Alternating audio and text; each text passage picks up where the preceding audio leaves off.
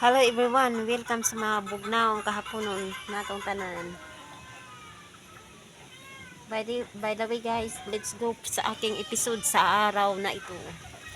Kumuha pala ako ng pichay guys dito sa aking munting garden. Parang may lulutuin ako ngayon.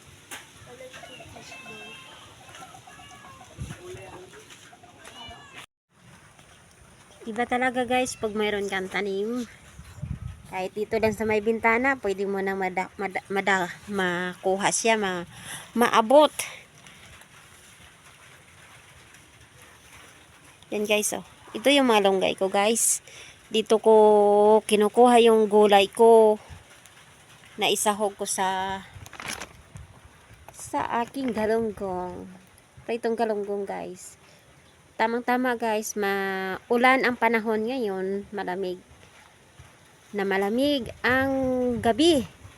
Kaya guys, magluto ako ng sinabawang pritong galunggong with malunggay at saka ano guys,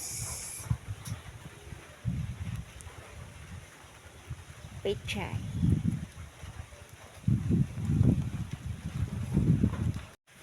Okay guys, kulong-kulo na yung pritong galunggong ko.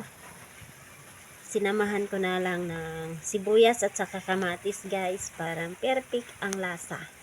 Niluto ko siya sa mahiwaga ko kalan. So guys, tambog ko na yung mga gulay ko guys.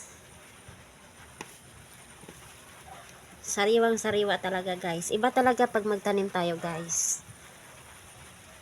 Kahit na tag-ulan, kahit dito lang sa loob ng bahay, pwede nating maabot sila guys. Yan na. Itambog ko na silang lahat.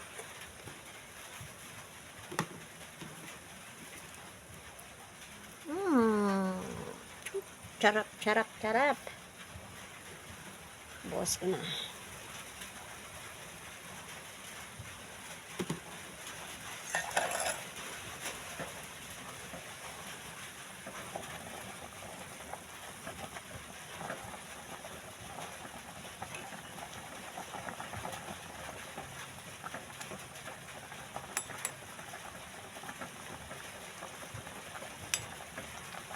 Sariwang gulay.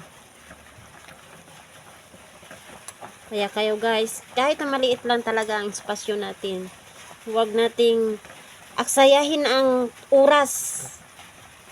Sa halip na makipag-chismisan tayo sa kapitbahay natin, magtanim tayo guys para may makain. Okay guys, let's go guys. Eat na tayo. Bye bye.